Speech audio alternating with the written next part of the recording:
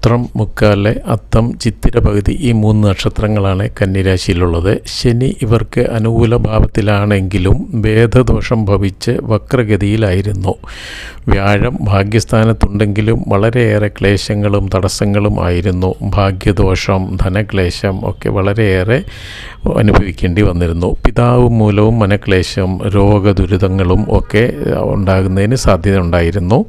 എന്നാൽ നവംബർ 15 ശനിയുടെ വക്രസഞ്ചാരം കഴിഞ്ഞതോടെ ഇവരുടെ ക്ലേശങ്ങൾക്ക് കുറവ് വന്നിരിക്കുന്നു. ധനവരവ് കൂടുകയും നല്ല കാര്യങ്ങൾക്കുള്ള തടസ്സങ്ങൾ മാറിക്കിട്ടുകയും ചെയ്യുന്നതാണ്. അടുത്ത 6 മാസത്തിന് ഉള്ളിലായിട്ട് പല നേട്ടങ്ങൾക്കും സാധ്യതയുണ്ട്. വ്യാഴത്തിന് വക്രഗതി ഭേദദോഷമില്ലാതെ ഇപ്പോൾ വക്രസഞ്ചാരത്തിലാണ്. വളരെ അനുകൂലമായിട്ടാണ്. അപ്രതീക്ഷിത ധനനേട്ടത്തിന് സാധ്യതയുണ്ട്. പക്ഷേ ശനിയുടെ വേദം തീർന്നിട്ടില്ല. അയ്യപ്പസ്വാമിക്ക് നീരാഞ്ജനം കഴിക്കുക.